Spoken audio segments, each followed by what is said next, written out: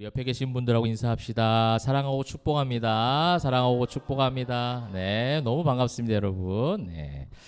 자, 이제 우리 지난주 말씀 퀴즈를 한번 해봅시다. 네, 달란트가 없는데 이제 퀴즈는 또 많이 준비해가지고 네, 일단 파악을 해놨다가 다음 주에 또 드리면 되니까요. 자, 제목은요 뭐였냐면 이렇게 얼굴들이 다 이렇게 된다. 자, 제목은 네. 자, 천천히 우리 여기 하나, 둘, 셋, 넷, 다섯, 여섯, 일곱. 뒤에 우리 최고 한 손에는 아기를, 한 손에는 멋있다 모습이 그죠? 자, 우리 다 됐습니까? 요렇게 자 같이 외쳐봅시다. 시작. 네네. 단대하라?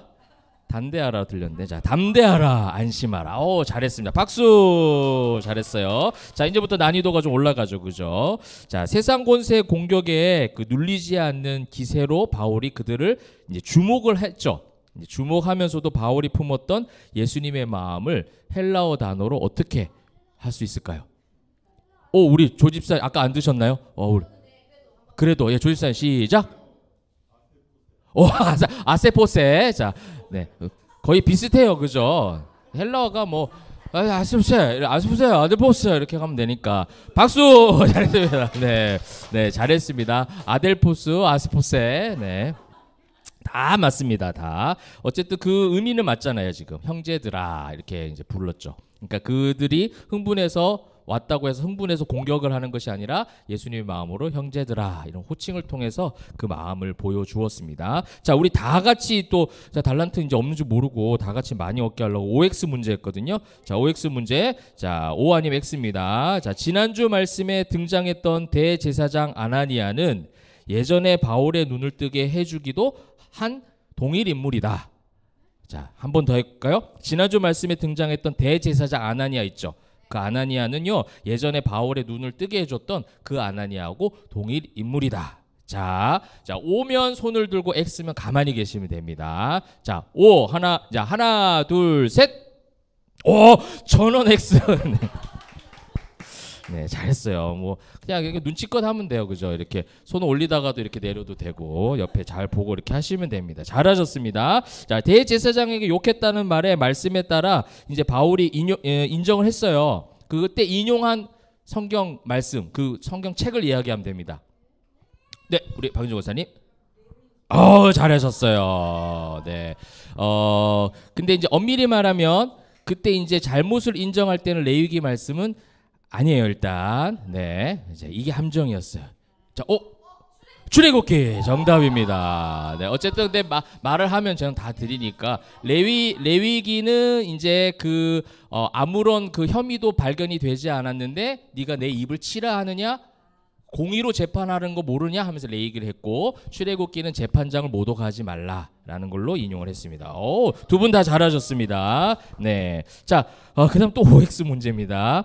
자, 바리새인 사두개인 두 당파 중에 천사 영 부활을 믿었던 당파들은 바리새인들이다. 자, 오면 손을 들고 X면 가만히 계시면 됩니다. 오면 손을 들고 X면 가만히 있으면 됩니다. 자, 하나 둘 셋. 네, X예요. 네, 그럼 안 드시는 분 부끄러워서 안 드시는 분은 자, 박수. 자, O입니다. O, 그죠? 네, 혹 천사 영 부활을 믿었던 당파들은 바리새인들이세요. 뒤에서 손 들었어요, 최 권사님도. 잘하셨습니다. 자, 우리 서로에게 박수합시다. 잘하셨어요.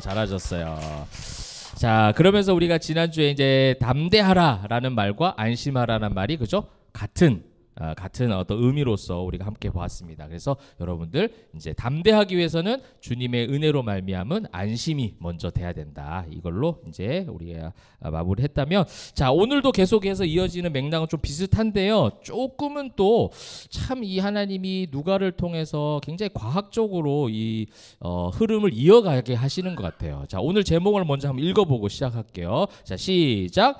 우연처럼 보이는 하나님의 섭리와 영역입니다. 자, 우리 사도행전 보면서 이 모든 흐름 속에 늘 우리가 빠지지 않는 것이 이제 미시오 데이의 역사죠. 하나님께서 역사하신다라는 거예요. 하나님의 영역이 있어요. 바울이라는 한 사람이 주인공이 돼서 선교 여행을 다니는 듯 보이지만 그 속에서 모든 것을 주관하시는 분이 하나님이시다라는 것을 우리가 바울의 인생, 바울의 삶을 통해서 많이 보게 되어집니다. 요즘에 우리 성도님들이 어떤 이야기들을 주로 많이 하시냐면, 저도 똑같은 마음인데 이 사도행전의 바울의 이야기들을 계속 묵상하다 보니까 예전에는 바울이 좀 먼 어떤 이야기의 사람, 그렇죠? 나보다 훨씬 더 좀 어떤 이렇게 구별되는 사람, 성경의 어떤 위인 뭐 이렇게 느꼈다면, 지금 우리 바울의 어떤 인생을 보니 오히려 우리가 하나님의 어떤 역사하심을 더 많이 우리가 보잖아요. 바울이라는 사람을 조명하기보다는 하나님, 성령의 충만하심을 조명하다 보니 우리의 인생도 똑같다라는 거죠. 우리 인생도 바울처럼 외로울 때도 있고 고난을 당할 때도 있고 또 내 계획대로 되지 않을 때도 있고, 수많은 그런 선교 여행 가운데 있었던 많은 일들 있었지만 그 일 속에서 성령께서 계속 그와 동행하셨던 이야기를 보니 그 바울의 삶이 우리의 삶 같고, 그래서 현실적으로 많이 다가온다, 이런 이야기들을 많이 하세요. 우리가 지난주 본문도 바울이요 굉장히 담대하게, 그죠? 그 모든 세상 권세의 엄청난 공격 속에서도 잘 감당하고 이긴 것처럼 또 이겼고 그렇게 잘 보여주었습니다. 이것이 어떻게 보면 죽고자 했던 바울이 경험하고 있는 그 하나님의 엄청난 기적들을 이제 경험을 한 것이 이제 예루살렘의 행적인데, 그러면서 이제 오늘 본문에서 주로 주시고자 하는 메시지가 또 어떤 것이냐? 사도행전의 말씀은요, 이렇게 위기를 모면하고 그 모든 것들을 잘 견뎌내는 것이 바울의 어떤 능력으로 쏠리지 않도록 균형을 자꾸 맞춰가는 것 같아요. 오늘의 이야기 속에 여러분 지금 아까 정독하시면서 이제 파악을 하셨을 텐데, 바울이 어떻게 한 것은 굉장히 조금밖에 이야기가 나오지 않아요. 그다지 바울이 어떻게 했다는 이야기 오늘 많이 나오지 않고, 근데 지난주보다 훨씬 스펙타클한 이야기들이 지금 오늘 본문에 엄청난 일들이 벌어지고 있거든요. 근데 바울이 한 것은 고작 그냥 자기 생질 만나서 그 들은 이야기를 천부장에게 가서 이야기를 해라, 이거밖에 없어요. 그러니까 12절부터 35절의 그 엄청난 일들 속에 숨겨져 있는 하나님의 섭리와 영역들이 오늘 더 많이 발견되도록 오늘 본문에서 그것을 기록하고 있다는 겁니다. 그래서 제가 오늘 제목을요, 어떻게 보면 그냥 지나가는 우연처럼 보이는 일들이지만 신앙인은 그 속에서 하나님의 섭리와 영역을 믿고 인정하게 되는 것, 이것이 진짜 신앙의 변화고 믿음의 하나님께서 원하시는 성장의 모습이 아닐까. 종교인들은 이것을 인정하지 않죠. 우연처럼 보이는 하나님의 영역을 인정하기보다는 모든 것들이 하나님 앞에 엄청난 기적처럼 자기한테 자기가 원하는 것들이 쏟아지기를 바라는 게 종교인들이라면, 신앙인들은 일상의 모든 삶의 한순간 한순간이 다 하나님의 영역이다, 인정하는 거예요.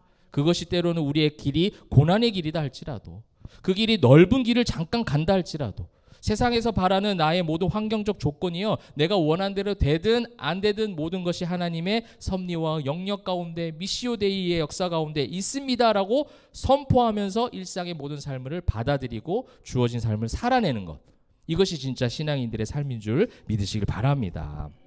그래서 오늘도 그런 하나님의 통치하시는 영역이 또 하나님께서 어떻게 숨어서 역사하시는지, 그것을 우리가 하나씩 오늘은 조금 약간 능동적인 그런 방법을 여러분들이 찾아가시면서 저와 함께 말씀 한번 보면 좋겠어요. 자, 오늘의 본문의 줄거리를 간단하게 한번 얘기해 보면 여러분들이 아마 거의 다 파악됐을 텐데, 이제 지난주 말씀에 이어서 이제 하루가 지난 거예요. 그죠? 이제 하루가 지나고, 그래서 날이 새매라고 시작하는데, 날이 샜더니 어떤 일이 생겨요? 그 전에 있었던 일들은 뭐냐면, 바리새파와 사두개인파가 막 싸움을 벌이고, 또 중간에 어떤 사람들은 바울의 편을 들기도 하는 사건이 등장을 했는데, 그렇게 하고 날이 샜는데요, 남아있는 몇 명의 어떤 극성 분자들이 좀 있었던 것 같아요. 몇 명이 이제 당을 지었습니까?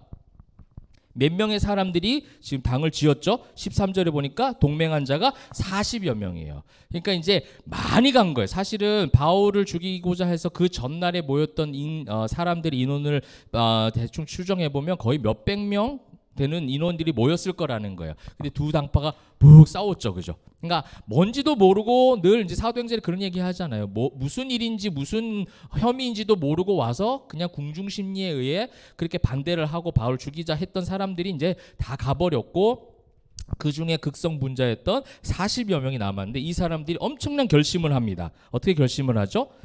내가 바울을 죽이기 전에는 먹지도 아니하고 마시지도 아니하겠다. 야, 이런 일에 목숨을 걸어요. 그죠? 악인들은 이러한 일에 금식까지 하면서 바울을 죽이겠다. 그렇게 해서 모인 사람들이 40여 명입니다. 그러면서 14절에 대제사장 누굽니까?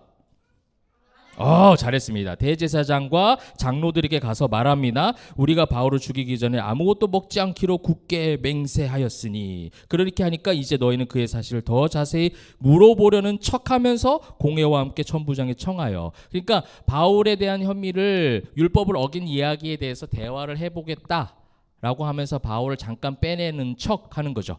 그래서 대화를 해보겠다 해서 바울을 빼낸 다음에 바울을 어떻게 하겠다는 거예요? 죽이겠다라는 이 계략을 지금 서로 다 짜고 있는 겁니다. 그런데 이제 그런 가운데 그 이야기를 하고 있는 것을 누가 들어요?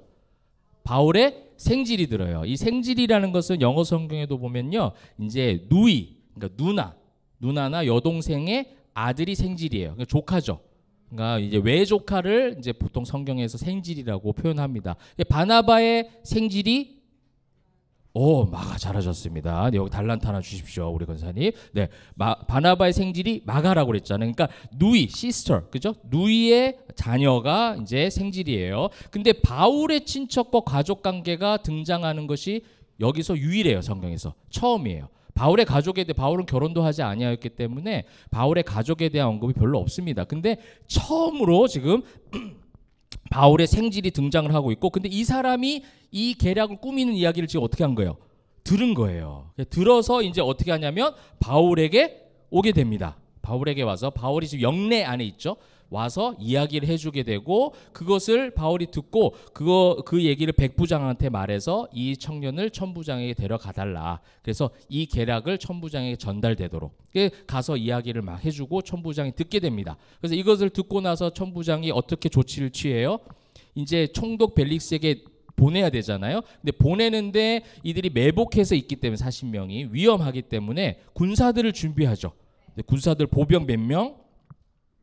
200명. 그 다음에 기병 70명. 근데 보병 200명과 기병은 이제 말 타는 자들 70명. 그 다음에 창을 든 자들 몇 명?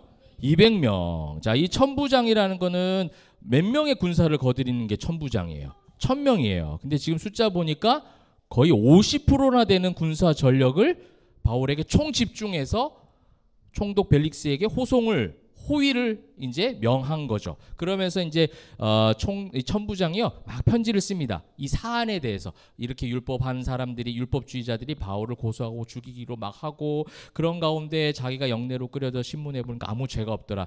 자기 불리한 얘기는 쏙 빼고, 자기 채찍질 하려고 그랬잖아. 그죠? 그런 거는 쏙 빼고, 어찌됐든 그러나 쏙 뺐지만 이 얘기가 허구는 아니죠. 이야기는 진실된 팩트예요. 사실은 자기 이야기를 뺐을 뿐이지. 어찌됐든 그 천부장이 총독 벨릭스에게 상황에 대해서 편지를 쓴 내용들이 쭉 나오고, 이것에 대해서 신문을 이제 부탁하는 거죠, 총독에게. 왜냐하면 천부장은 이제 바울에 대해서 재판권이 없어요. 재판을 명할 수가 없습니다. 왜? 그렇죠. 로마 시민권을 갖고 있기 때문에 굉장히 더 높은 사람인 총독에게 갈 수밖에 없어요. 그래서 그 고소 고발장이나 이 편지라고 하지만 사실은 고소장에 대한 그 어떤 탄원서 같이 그 어떤 고발장이 접수가 돼야 총독은 재판을 해주게 되어 있습니다. 그래서 그걸 써준 거예요, 천부장이. 그걸 써줘서 이제 보내는 거죠. 보내서 쭉 가는데 한 지명이 중간에 나오죠. 안디 바디르라는 지명이 하나가 나오게 되어집니다. 31절에 보니까 보병이 명을 받은 대로 밤에 바울을 데리고 안디바드리에 이르러, 그 다음에 기병으로 바울을 호송하고 나머지는 영내로 돌아갔어요. 그러니까 보병과 창병들은 돌아가고, 안디바드리는요 이제 예루살렘에서 북서쪽, 그냥 지중해 쪽으로 쭉, 여러분들 보는 관점으로 이스라엘에게 예루살렘이 여기 있어요. 여기 지중해가 있고, 그럼 북서쪽 바다 쪽으로 가다 보면 중간에 한 50여 킬로 안디바드리가 있고, 그다음 거기서 또 40킬로를 더 올라가면 가이사랴가 있습니다. 그 가이사랴에 지금 누가 있는 거예요? 총독이 있는 거예요. 총독까지 가는데 거의 한 100여 킬로의 거리를, 지금 긴 거리를 군사가 거의 500명이 하다가 안디바디르까지 가고, 왜 그 다음부터는 기병만 호위를 했느냐? 근데 안디바디르까지의 지형이 매복이 가능한 지형이래요. 굉장히 세밀하게 호위를 한 거예요. 그 지역까지 매복이 가능한데 그 다음부터는 조금 매복이 어려운, 그래서 충분히 기병으로도 호위가 가능한 인원이라서 거기까지 갔다가 보병과 창병들은 돌아오고 기병들만 가이사랴로 가게 되었고, 그 다음에 도착해서 총독이 그 편지를 보게 되었고 바울을 이제 접수하게 됩니다. 그러면서 뭐라고 했냐면 내가 누가 오게 되면 너의 말을 들어주겠다. 그 다음에 바울을 영내로 데리고 들어와서 또 지켜줍니다. 이것이 이제 오늘 말씀이에요. 그러니까 바울이 40명의 매복자들, 40명의 그런 어떤 극성분자들의 공격 속에서도 하나님께서 지금 가이사랴까지 안전하게 호송하시는 그런 역사를 보게 되어지죠. 자, 이런 모든 하나하나 일련의 사건들이 우리의 사건으로 생각해 보면 어떻게 보면 다 그냥 우연처럼 보여질 수 있는 일들이에요. 근데 이 속에서 숨겨져 있는, 말씀에서 숨겨져 있는 하나님의 역사를 발견하는 것이 우리의 몫이에요. 그래서 그것을 우리의 삶으로 가지고 오는 거죠. 와, 이런 상황 속에서 정말 이 본문 가운데 숨겨진 하나님의 역사가 정말 많이 있더라고요. 이거를 함께 찾아봅시다. 여러분들이 생각했을 때, 자, 처음에 하나님의 숨겨진, 우연처럼 보이는데 숨겨진 하나님의 섭리와 영역이 뭐가 있을지 한번 나눠볼까요? 자, 뭐가 있을까요? 처음부터 한번 보시게 되면 한번 생각을 해보게요. 제가 조금씩 좀 천천히 갈 테니까 여러분들도 찾아가면서 또 들으시면서 함께 나누면 좋겠습니다. 자, 이제 유대인들이 그 계략을 막 세우고 있죠. 계략을 세우고 있는데 아까 제가 잠시 언급을 해드린 거예요. 그렇지. 바울의 생질의 등장 자체가 희한한 거예요. 지금 갑자기 바울의 가족에 대한 이야기가 한 번도 없다가 갑자기 바울의 생질이 등장한 것 자체가 하나님의 섭리와 영역이랑 기적과도 같은 일이에요. 이 바울 당사자도 그렇고 독자들도 그렇고 그냥 그렇게 했구나, 들었구나 이렇게 지나갈 수 있는 문제인데 이건 그냥 지나가기 어려운 일들이죠. 그 바울의 생질의 등장, 듣보잡이었던 다 바울의 생질이 등장했던 것도 굉장히 기적과도 같은 하나님의 섭리였고, 그 다음에 또 뭐가 있을까요? 바울의 생질이라고 하면 그 다음에 그 여기 나오면 이제 한 젊은이에 대한 부분들이 나오는데 생질에 대한 표현을 그렇게 하죠. 그러니까 거의 한 중고등학생 나이라고 보면 된대요. 14세에서 한 18세 정도 되는 나이로 추정을 하는데 그 아이가 그건 맞아요. 그 전에 하나 더 있죠. 대제사장과 사람들이 이야기하는 장소에서 그 얘기가 들리는 거리에 있었다는 거. 어린아이는 취급을 안 해요. 야, 어린아이들은 가라. 이게 율법주의자들이 하는 이야기예요. 그러니까 예수님이 옛날에 제자들 데리고 다닐 때도 어린아이들이 막 따라오니까 제자들이 어이 저리 가라 하니까 어린아이들이 내게 오는 것을 금하지 말라 그렇게 얘기하시잖아요. 율법주의자들의 생각이 그런 거예요. 근데 그 젊은 아이가 근처에 있을 수 있었다는 것 자체도 저는 하나님의 영역이었던 것 같아요. 그가 들었잖아요. 일단은 들었다는 거는 굉장히 가까운 거리에 있었다는 거예요. 근데 그런 생질이 가까운 거리에 있는데도 대제사장과 40명의 그 흥분한 사람들은 그것을 경계하지 않았다는 것도 너무 신기하잖아요. 그리고 그 사람들이 바울의 생질인지도 몰랐고, 그것부터가 신기한 거죠. 그러면서 이제 생질이 영내로 출입한 것도 하나하나 정말 세밀하게 우리가 찾아보는 거예요. 영내 출입하는 것도 사실은 말이 안 되죠. 그 젊은 애가 제가 바울의 생질입니다. 들어가게 해주세요. 그래 들어와. 이 말이 안 되는 거예요. 손들어 움직이면 쏜다 하는 데인데 어떻게 들어올 수 있냐는 거죠. 근데 그것을 아무런 지금 문제도 없이 그냥 16절에 보니까 매복하여 있다 함을 듣고 와서 영내에 들어가 바울에게 너무 그냥 수술술 지나가 버리잖아요. 성경 말씀에서 글자로 보는 이것들이 술술술 지나가니까 우리 역시도 그렇게 되는 것 같아요. 성경의 한 토시 한 토시 한 획 자체가 하나님의 엄청난 섭리와 영역에 숨겨져 있는데 우리가 그것을 자꾸 발견해서 찾아봐야 내 인생이 그런 인생이다라는 것을 적용할 수가 있거든요. 그래서 영내로 들어갑니다.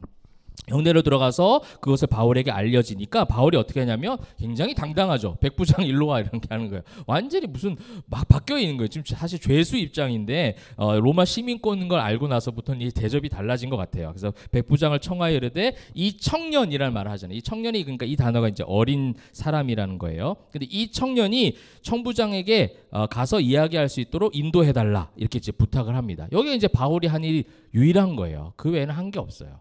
자, 그렇게 하고 나서 그런데 천부장이 아무리 바울이 부탁했다고 해서 천부장이 이런 어린아이와 만나는 것도 그렇고 만나서 이야기를 다 들어주는 것도 사실 쉽지 않은 거잖아요. 그러니까 이것도 어떻게 보면 하나님의 숨겨진 영역이죠. 그래서 그 젊은이의 청을 천부장이 다 믿고 다 들어주고 하는 것 자체가 굉장히 놀라운 영역인데 그것을 통해서 어떤 이 조치를 취하는데 어떤 조치를 취했습니까?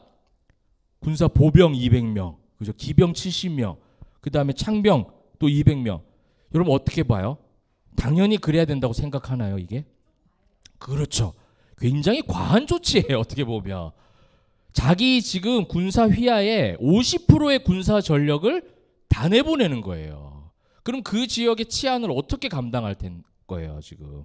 근데 이 바울을 보호하기 위해서 정말 이 매복자 40명을 완전하게 압도할 수 있는 인원, 전혀 그냥 근처에도 올 수 없도록 완벽하게 감싸 안는, 완벽하게 호위가 가능한 인원으로 하나님께서 그 천부장을 통해서 역사하시는 거예요. 여러분 이게 하나님의 섭리와 영역입니다. 알지 못하죠. 여러분들이 알지 못하는 상황 가운데 보병 200명, 창병 70명, 창병 200명, 기병 70명과도 같은 엄청난 역사로 하나님께서 알지 못하는 그것이 세상적인 통로라 할지라도 우리를 보호하시는 숨겨진 하나님의 영역이 있는 줄 믿으시길 바랍니다. 이게 하나님의 섭리예요. 그렇게 엄청난 군사 전력을 이제 해주었고 그 다음에 정식 재판을 잘 받을 수 있도록 뭘 했어요? 천부장이 막 편지를 썼어요. 그죠? 고소 고발장에 대한 정확한 내용들을 거기에 대한 내용들을 잘 써서 그 로마 시민권자를 자기가 이제 재판할 능력이 없고 자격이 없으니 총독에게 올라가게 되어집니다. 여러분 이것이 이제 로마로 가는 하나의 다 발판이에요.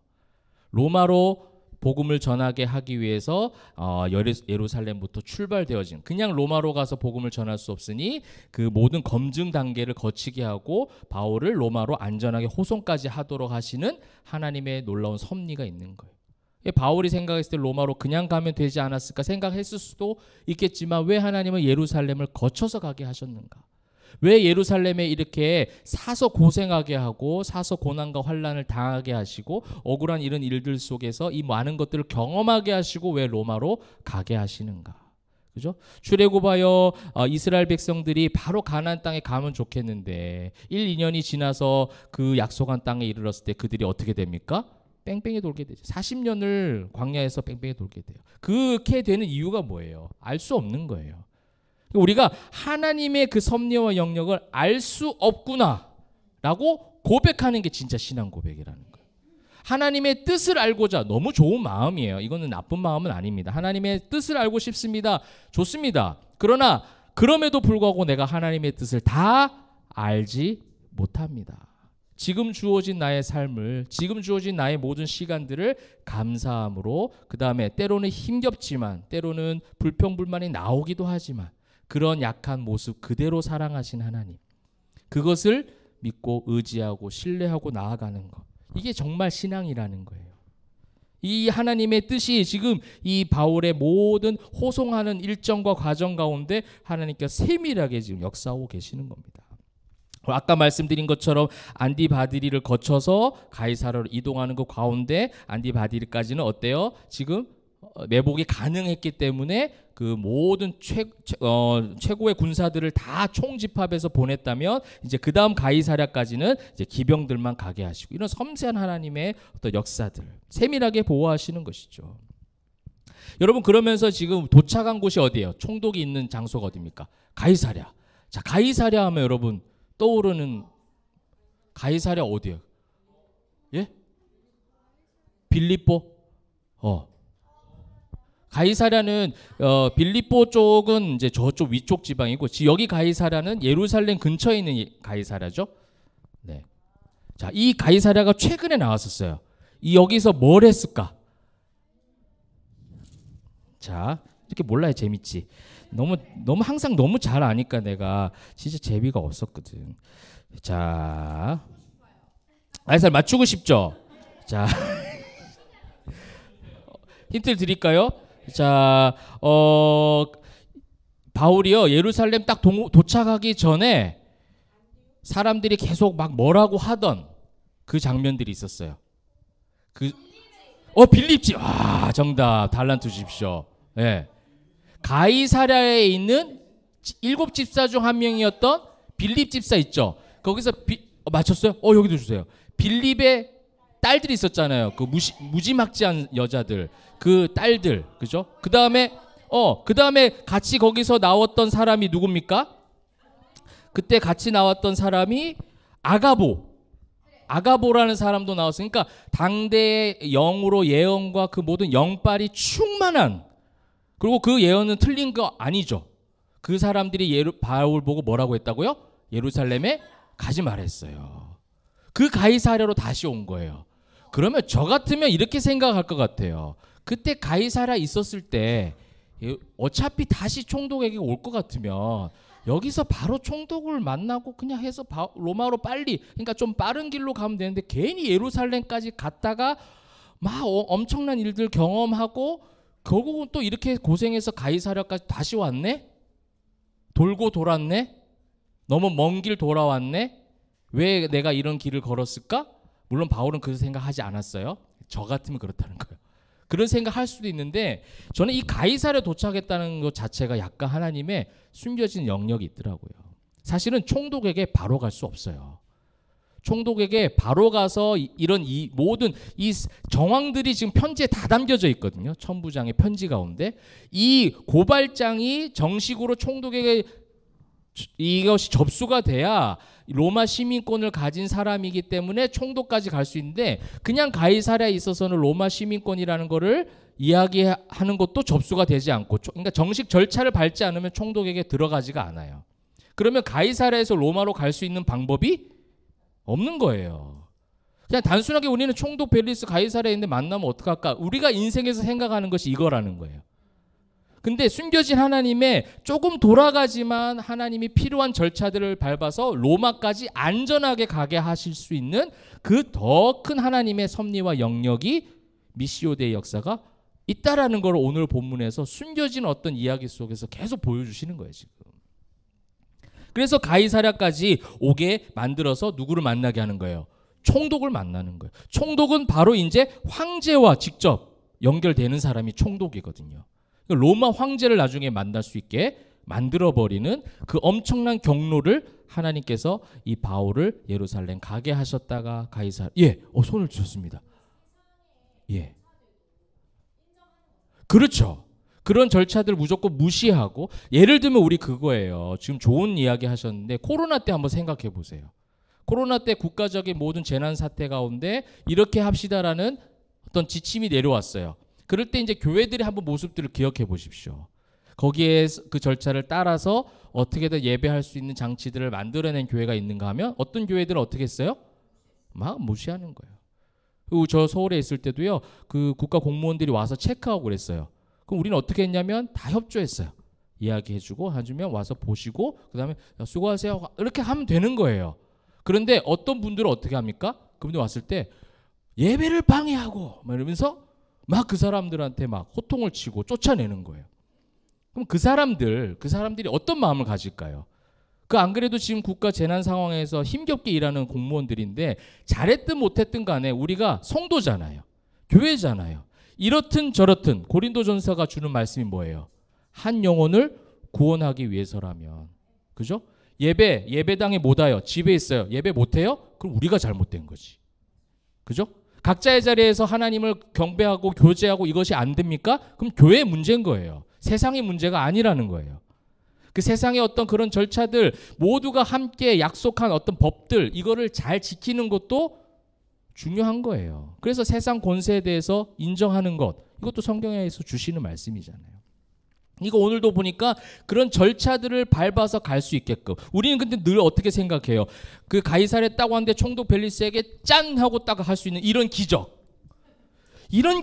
하나님 역사라고 얘기하잖아요. 이런 역사는 하나님 역사라고 잘 얘기 안 해요. 왜? 내가 고생 다 했으니까. 내가 지금 다 이런 거를 다 고생하고 환난을 다 경험했는데 뭐 이게 뭐가 하나님 역사 이렇게 생각한다. 이게 짧은 우리의 지각이라는 겁니다. 이 순간 가운데 이 상황 가운데 그것을 통해서 역사하시는 하나님의 영역, 하나님의 섭리를 인정하는 저와 여러분 되시기를 주님의 이름으로 축원합니다. 이것이 오늘 본문에서 우리에게 가르쳐 주시는 바울의 행적 가운데 주시는 중요한 교훈과 메시지가 되는 거예요.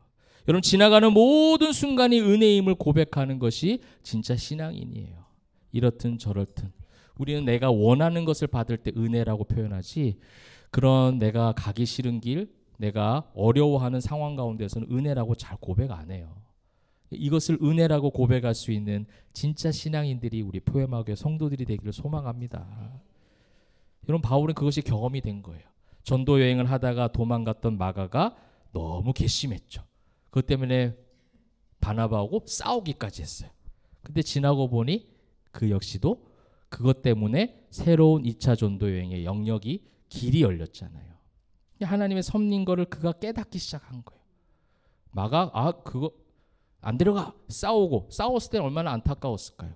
그 가장 믿을 수 있는 동력자가 헤어진 것이 얼마나 그에게는 부담이 되었을 것이고 이 2차 선교 여행을 가는데 얼마나 힘들었을까. 근데 그때부터 사람을 의지하지 않고 성령께서 그를 충만하게 이끌어 가세요. 그래서 자신이 계획했던 길로 가지 않고 성령이 허락지 아니하시고 예수의 영이 허락지 아니하시고 근데 그 허락지 아니한 그 다른 길로 갔을 때 엄청난 역사를 경험하게 되었거든요. 그래서 아마 이럴 수도 저럴 수도 있다라고 하는 고린도전서의 신학들이 그 전도 여행 가운데 만들어진 것 같아요. 다 괜찮아. 성령께서 함께 하시면 좌로 가나 우로 가나 괜찮아.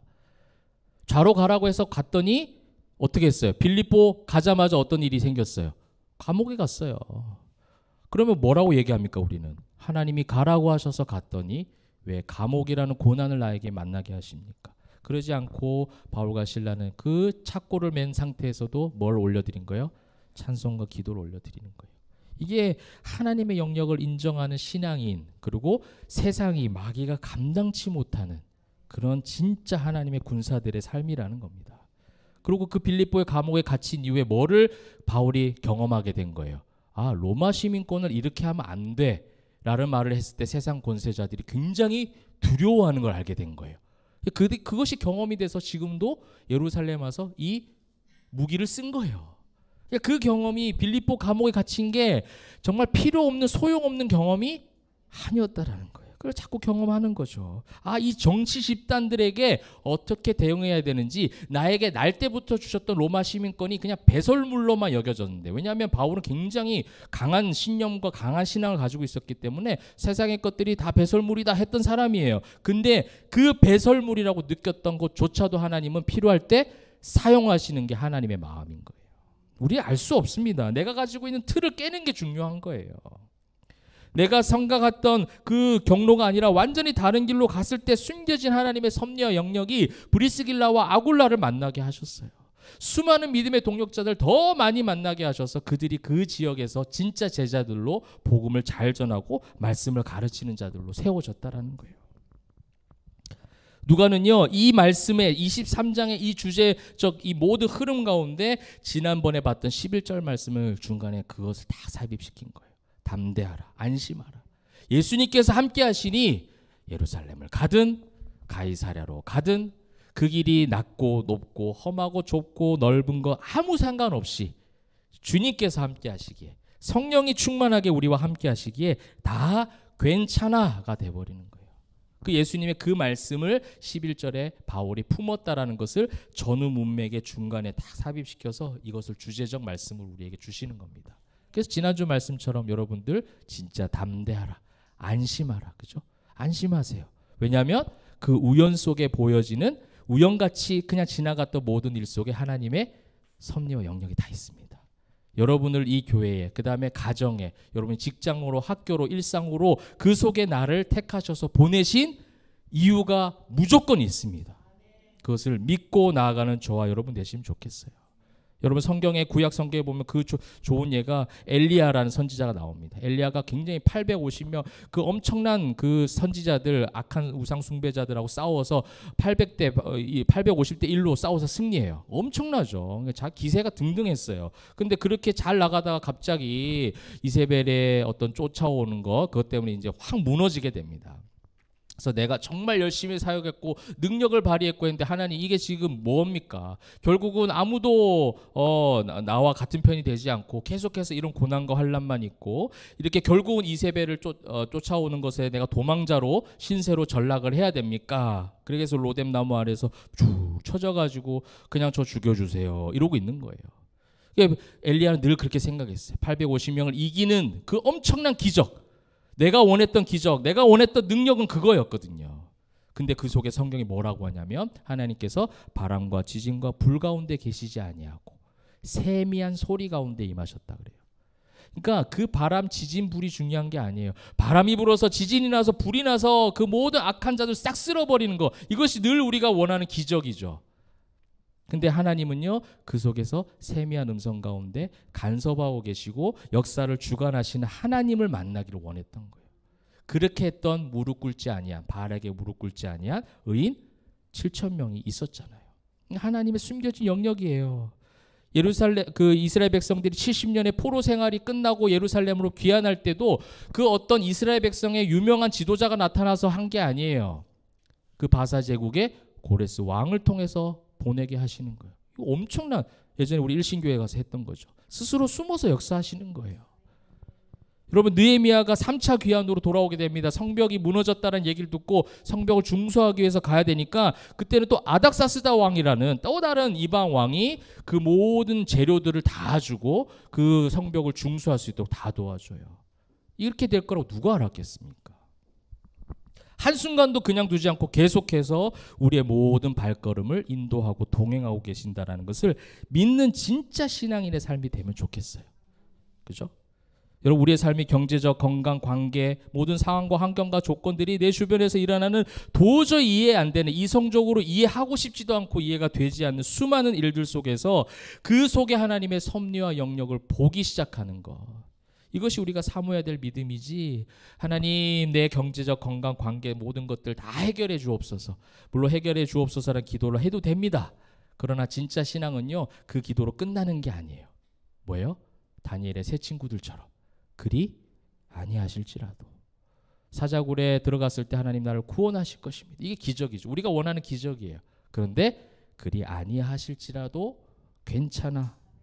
여러분, 이것이 정말 하나님의 그 숨겨진 섭리와 영역을 믿는 신앙인들인 줄 믿으시길 바라고, 이번 한 주간도 그렇게 승리하는 저와 여러분 되시기를 주님의 이름으로 축복합니다. 아멘.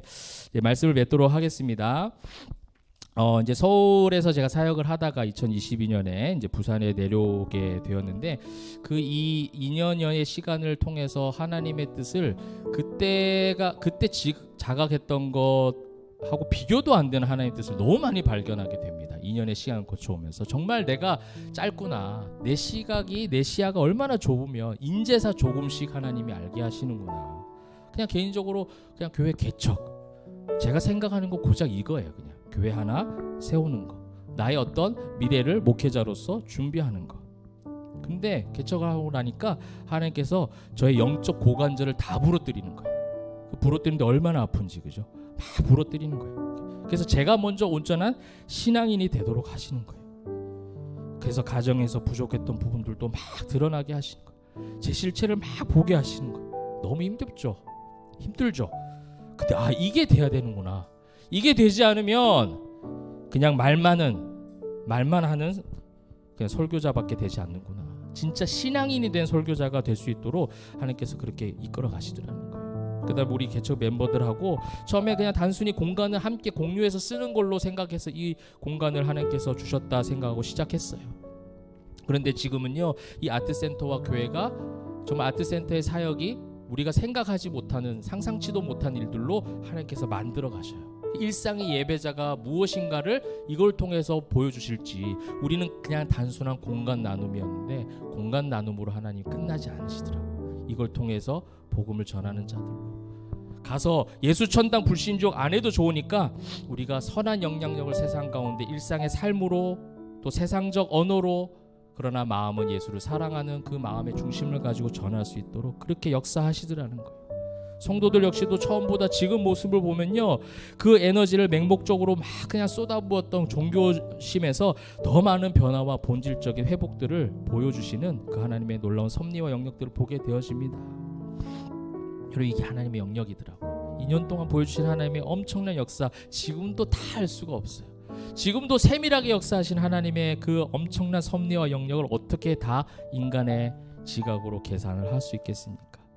여러분, 이번 한 주간도 우리가 사실 현재와 미래는 다 알 수 없잖아요. 근데 지나온 세월 가운데 우연 같았지만 숨겨진 하나님의 섭리와 영역들을 한번 발견해보는 시간이 되면 좋겠어요. 나의 지나온 세월들을 바라보며 모든 것이 다 주의 은혜라, 그렇게 고백하시면 좋겠어요. 그래서 그 감사로, 그 기쁨의 충만함으로 사단이 어떤 공격을 하든 담대하게 안심하여 승리하는 저와 여러분 되시기를, 그래서 감사와 찬송 영광을 올려드리는 이번 한 주간 일상의 삶이 되시기를 주님의 이름으로 축원합니다. 아멘.